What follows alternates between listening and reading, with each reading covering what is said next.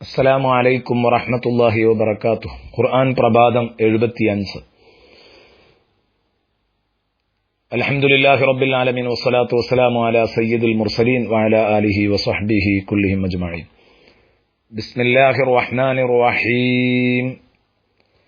ഇഖ്റഅ ബിസ്മി റബ്ബിക്കല്ലദീ ഖലഖ് ഖലഖൽ ഇൻസാന മിൻ അലഖ്. സദഖല്ലാഹു മൗലാനൽ അദീം. പ്രിയപ്പെട്ട കൂട്ടുകാരെ, ഇന്നലെ നാം ഇഖ്റഅ ബിസ്മി റബ്ബിക് എന്ന ഭാഗമാണ് ചർച്ച ചെയ്തിട്ടുള്ളത്. ബിസ്മി ചൊല്ലി വായിക്കണം. ഇനി ആ റബ്ബിനെ വിശേഷിപ്പിക്കുകയാണ് അല്ലദീ ഖലഖ്. അവൻ എല്ലാം പടച്ചവനാണ്, എല്ലാ വസ്തുക്കൾക്കും സൃഷ്ടികർമ്മം നൽകിയ റബ്ബ്. ഖാലിഖായ റബ്ബിന്റെ നാമത്തിൽ വായിക്കണം എന്ന്. എന്തിനാണ് എല്ലാം പടച്ചവൻ എന്ന് പറഞ്ഞത്? മനുഷ്യനെ പടച്ചതല്ല, അതിനേക്കാൾ അത്ഭുതകരമായ എല്ലാ പടപ്പുകളെയും പടച്ചു. ജീവന്റെ തുടിപ്പ് പോലും കാണാൻ പറ്റാത്ത അചേതന വസ്തുക്കളെപ്പോലും അവയിൽ നിന്ന് ലക്ഷ്യം വെക്കുന്ന ധർമ്മങ്ങൾ എന്താണോ ആ ധർമ്മങ്ങൾ അവ നിർവഹിക്കുന്ന അവസ്ഥയിൽ അള്ളാഹു അതിനെ പടച്ചൊരുക്കിയെങ്കിൽ, ജീവനും വിശേഷബുദ്ധിയൊക്കെ കൊടുത്ത് അള്ളാഹു പടച്ചൊരുക്കിയ മനുഷ്യനെ അവരെ ഖുർആൻ പഠിപ്പിക്കുക എന്ന ലക്ഷ്യത്തിലാണ് അള്ളാഹു പടച്ചത് എങ്കിൽ അതിലേക്ക് സൂചന സൂറത്തുർ റഹ്മാനിൽ നൽകുന്നുണ്ട്. അല്ല, വ്യക്തമായി തന്നെ അത് പറയുന്നുണ്ട്. എന്നാൽ ആ മനുഷ്യനെ വായന പഠിപ്പിക്കുക എന്നത് അള്ളാഹുവിനൊരു പ്രയാസമില്ല. ആകാശം, ഭൂമി, വായു, അതുപോലെ തന്നെ സൂര്യൻ, ചന്ദ്രൻ, ഇവയിലൊക്കെ അവയുടെ ധർമ്മങ്ങൾ നിർവഹിക്കുന്നുണ്ടെങ്കിൽ, ജീവനും ബുദ്ധിയുമുള്ള മനുഷ്യനെ അള്ളാഹു റബ്ബുൽ ഇസ്സത്ത് വായിപ്പിക്കണമെന്ന് ഉദ്ദേശിച്ചിട്ടുണ്ടെങ്കിൽ അവനെ കൊണ്ട് വായിപ്പിക്കാനൊക്കും. ഈ ഒരു പ്രതീക്ഷയാണ് ഇതിലൂടെ നൽകുന്നത്. അതുകൊണ്ട് തന്നെ അല്ലദീ ഖലഖ് എന്ന് പറയുമ്പം മുത്തുനബിയുടെ പ്രതീക്ഷ ഒന്നും കൂടെ കൂടുകയാണ്. എല്ലാ വസ്തുക്കളിലും വേണ്ടതൊക്കെ ഖൽഖ് ചെയ്ത സൃഷ്ടിച്ച റബ്ബിന് എന്റെ ഉള്ളിൽ വായന എന്ന ഒരു കഴിവ് പടക്കുക എന്നത് ഒരു പ്രയാസമേ ഉള്ള കാര്യമല്ല. എന്നിട്ട് പിന്നെ ഖാലിഖായ റബ്ബിനെ പരിചയപ്പെടുത്തിയത് എന്തുകൊണ്ടാണ്? റബ്ബിനെ പരിചയപ്പെടുത്തുമ്പോൾ അവൻ ഖാലിഖാണ് എന്ന് പറയാൻ കാരണം അല്ലദീ ഖലഖ്. കാരണം നമുക്കെല്ലാവർക്കും അറിയാം, അത് മുശ്രിക്കുകൾ പോലും സമ്മതിച്ചിരുന്ന കാര്യമാണ്. ഖാലിഖ് അള്ളാഹുവാണ്, എല്ലാം സൃഷ്ടിച്ചത് അവനാണ്. ആകാശങ്ങളെ പടച്ചത് ആരാന്ന് ചോദിച്ചാൽ റബ്ബാണ് എന്ന് പറയും. ഭൂമിയെ പടച്ചത് ആരാന്ന് ചോദിച്ചാൽ റബ്ബാണ് എന്ന് പറയും.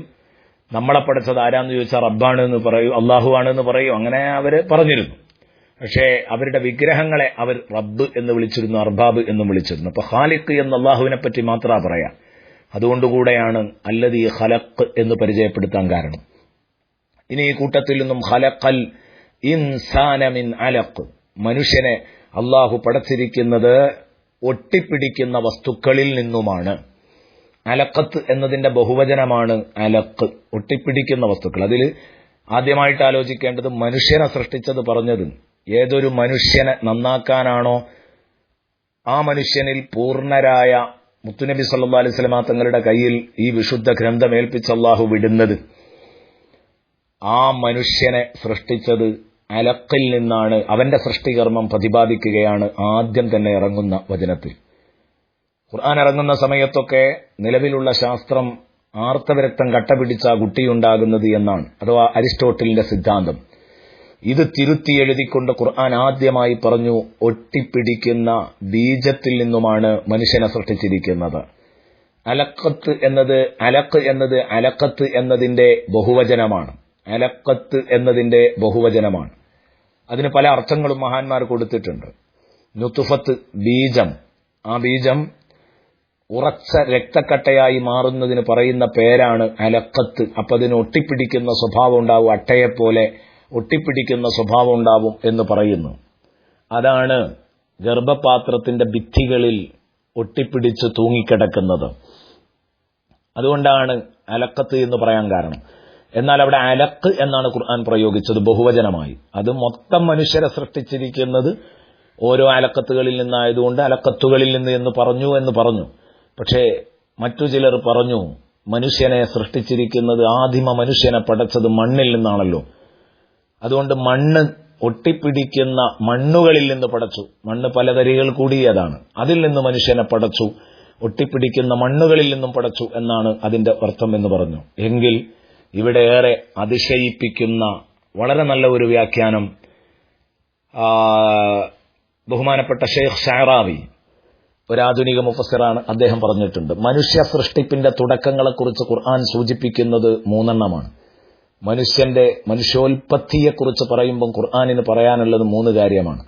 ഒരു സ്ഥലത്ത് പറഞ്ഞത് ഇന്നാ ഖലഖ്നാഹും മിൻ തീനിൻ ലാസിബ്, സൂറത്തു സാഫാത്ത് 11. മനുഷ്യരെ നാം പടച്ചത് ഒട്ടിപ്പിടിക്കുന്ന മണ്ണിൽ നിന്നുമാണ്. മറ്റൊരു സ്ഥലത്ത് പറഞ്ഞത് ഫൽ യൻദുരിൽ ഇൻസാനു മിമ്മ ഖുലിഖ്, മനുഷ്യൻ ആലോചിക്കട്ടെ അവനെ എവിടെ നിന്നാണ് പടച്ചത്. ഖുലിഖ, അവനെ പടച്ചത് മിമ്മാ ഇൻ ദാഫിഖ്, അതെ തള്ളി പുറപ്പെടുന്ന വെള്ളത്തിൽ നിന്നുമാണ്, തെറിച്ച് പുറപ്പെടുന്ന വെള്ളത്തിൽ നിന്നുമാണ് മനുഷ്യനെ സൃഷ്ടിച്ചിരിക്കുന്നത് എന്ന് അവിടെയും പറഞ്ഞു. സൂറത്തു താരിഖ് 6. മറ്റൊരു സ്ഥലത്ത് പറഞ്ഞു യാ അയ്യുഹന്നാസ് ഇന്നാ ഖലഖ്നാകും മിൻ ദഖരിൻ വ ഉൻസ, മനുഷ്യരെ നിങ്ങളെ പടച്ചത് ഒരാണിൽ നിന്നും ഒരു പെണ്ണിൽ നിന്നുമാണ്. ഇങ്ങനെ 3 പ്രയോഗങ്ങളാണ് ഈ വിഷയത്തിൽ സൂറത്തുൽ ഹുജറാത്ത് 13.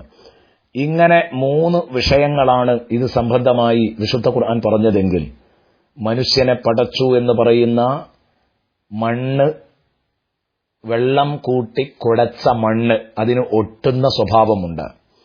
എന്നതുപോലെ തന്നെ ആദം നബി അലൈഹി ഇസ്ലാമിനെ പടച്ചത് അവിടെ നിന്നാണ്. എല്ലാ മനുഷ്യരെയും പടക്കുന്നത് മണ്ണിന്റെ അംശത്തിൽ നിന്നുമാണ്. ആ മണ്ണാണ് പിന്നീട് ബീജമാകുന്നത്. അതിനും ഒട്ടിപ്പിടിക്കുന്ന സ്വഭാവമുണ്ട്. പിന്നീട് പുരുഷനിൽ നിന്നും സ്ത്രീയിൽ നിന്നും പടച്ചു എന്ന് പറയുമ്പോൾ ആണും പെണ്ണും 2 ധ്രുവങ്ങളിൽ അകന്നു നിന്നാൽ ഒരിക്കലും കുട്ടി ജനിക്കില്ല.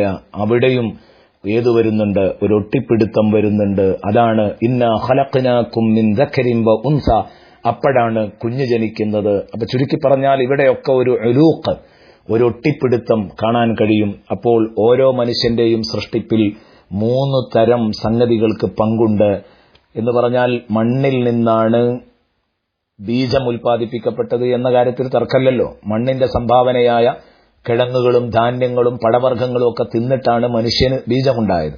അപ്പം മണ്ണാണ് ബീജമായി മാറുന്നത്. ചുരുക്കി പറഞ്ഞാൽ മണ്ണിന് ഒട്ടിപ്പിടിക്കുന്ന സ്വഭാവമുണ്ട്, ബീജത്തിനുമുണ്ട്. അതുപോലെ തന്നെ ഇന്നാ ഖലഖ്നാകും മിൻ ദഖരിൻ വ ഉൻസ എന്ന് പറഞ്ഞെടുത്ത് ഭാര്യ ഭർത്താവിനും ഉണ്ട്. ഇതാണ് ഇതിന്റെ താല്പര്യം. ഇതായിരിക്കാമെന്ന് ബഹുമാനപ്പെട്ടവർ പറഞ്ഞു. യോജിക്കാൻ കഴിയുന്ന ഒരു വ്യാഖ്യാനമാണ്. ഏതാവട്ടെ ഖലഖൽ ഇൻസാന മിൻ അലഖ്, അല്ലാഹു റബ്ബുൽ ഇസ്സത്ത് ഈ മഹാത്ഭുതങ്ങളെക്കുറിച്ചൊക്കെ വിശുദ്ധ ഖുർആനിന്റെ ആദ്യ വരികളിൽ അവതരിച്ചിട്ടുണ്ടല്ലോ എന്ന് മനസ്സിലാക്കി അള്ളാഹുവിനെക്കുറിച്ചുള്ള ഈമാൻ വർദ്ധിപ്പിക്കാൻ അള്ളാഹു ഇതൊക്കെ നമുക്ക് കാരണമാക്കി തരട്ടെ. ആമീൻ എന്ന് പ്രാർത്ഥിക്കുകയാണ്. അസ്സലാമു അലൈക്കും വറഹ്മത്തുള്ളാഹി വബറകാതുഹു.